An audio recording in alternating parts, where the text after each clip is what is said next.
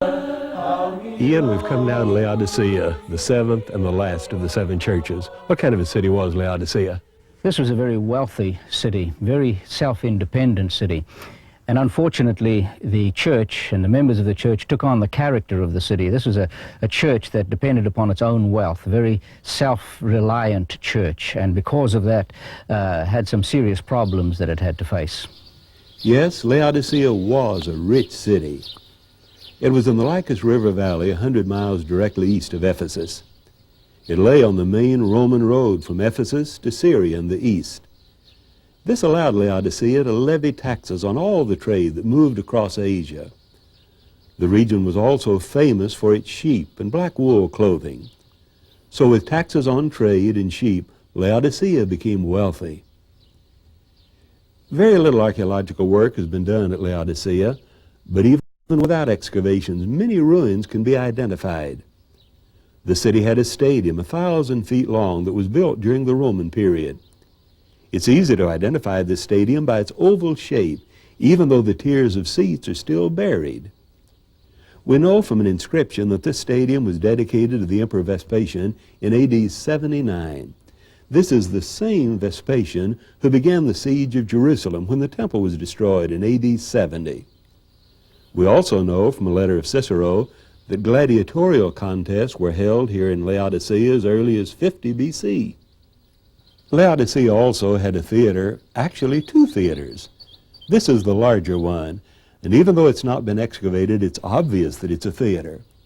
Many of the upper rows of seats are still in place. A monument stone dedicated to the Emperor Hadrian and dated AD 136 was found here in this theater. We have 2 theaters which still can be seen inside. One is bigger than the other, and they are all from the Roman period again. And from the way the cavea look, we can understand that they were used for gladiator fights and other wild beast shows, as well as the plays. Archaeologically, Laodicea is different from all the other 6 cities of Asia. The tell is barren, not buried under a modern city like Smyrna or Philadelphia. But it's not been excavated like Ephesus or Pergamum. Husnu, we've seen the ruins of the stadium and the theater, but they've not been excavated, and I wonder why not. Well, the city was constructed over and over again in the Hellenistic period, the Roman period, Byzantine period, and in the Ottoman period. So the material here was used and reused again, leaving almost nothing important to the archaeologist. This is probably why it's not excavated. And there's something else. When the people of Laodicea finally left this hill about 100 years ago and built a new town at Denizli, they carried away most of the cut stone and used it in their new town. Here at the south end of the stadium, we have the base of Laodicea's water tower. This may be the most interesting building here, and this is because of Jesus' warning to the church. You're lukewarm, neither hot nor cold, and I will spew you out of my mouth. This tower may help us to understand this warning. But before we examine the tower, let's leave Laodicea and go to the city of Hierapolis, 6 miles to the north. There was a church here, and unlike Laodicea, the archaeologists have been busy here in Hierapolis. They have found a large cemetery with 1,200 graves from Roman times. Many of them have inscriptions, so we know that some of these graves were of Christians. Here's an interesting Christian site, the Martyrium of Philip. It was built in the 5th century to honor the death of Philip. But we're not sure which Philip died here, whether it was the apostle or the evangelist in Acts 8. Hierapolis was most famous for the white mineral terraces near the city. Today the Turkish name is Pamukkale, and this means cotton castle. These snow-white terraces are far larger than the ones that we have in Yellowstone National Park. It's now a popular resort, and people bathe in little pools on the terraces. The warm mineral water may be good for bathing, but it has a foul, sickening taste. So when the Lord told Laodicea, I will spew you out of my mouth, they probably thought instantly of the cotton castle that they could see in the distance. Now let's go back to the water tower at Laodicea. Laodicea did not have springs near the city, so they had to build an aqueduct to bring water from several miles away. Sections of the aqueduct are still standing where it crossed the valley and connected with the tower. Their water did not come from the terraces at Hierapolis, but there is evidence that the water had a high mineral content, just like the water at the terraces. This small section of the water tower that is still standing is honeycombed with pipes, and they're all clogged with mineral deposits inside the pipes. Even the large aqueduct got clogged, and it had to have openings where it could be cleaned out. Since Laodicea has not yet been excavated, there are important artifacts lying around on the ground.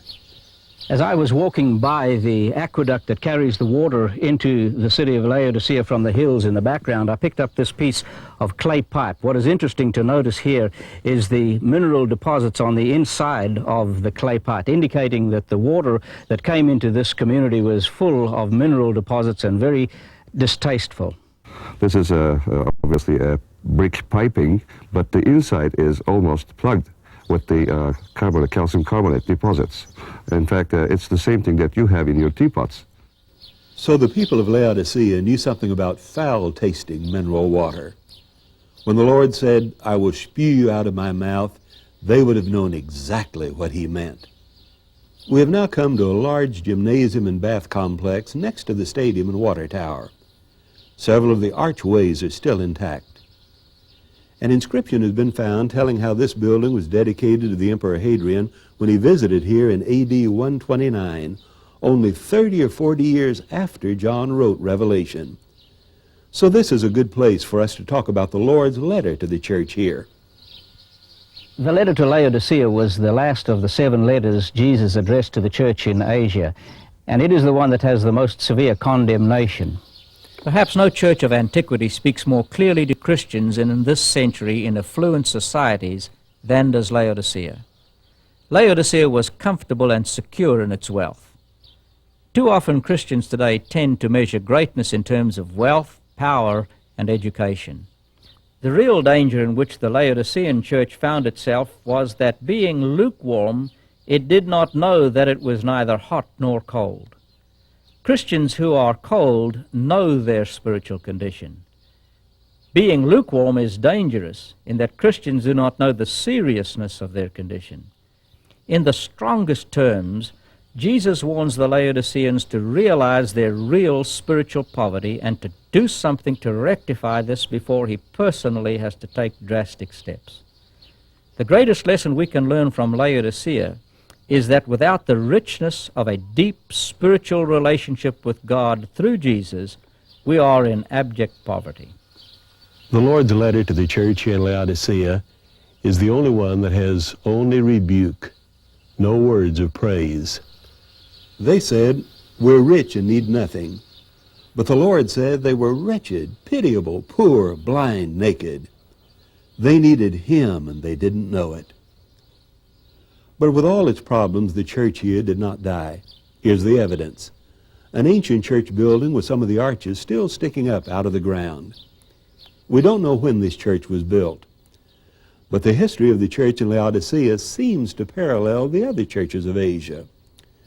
When Christianity became the state religion of the Roman Empire, it grew rapidly and great church buildings were built.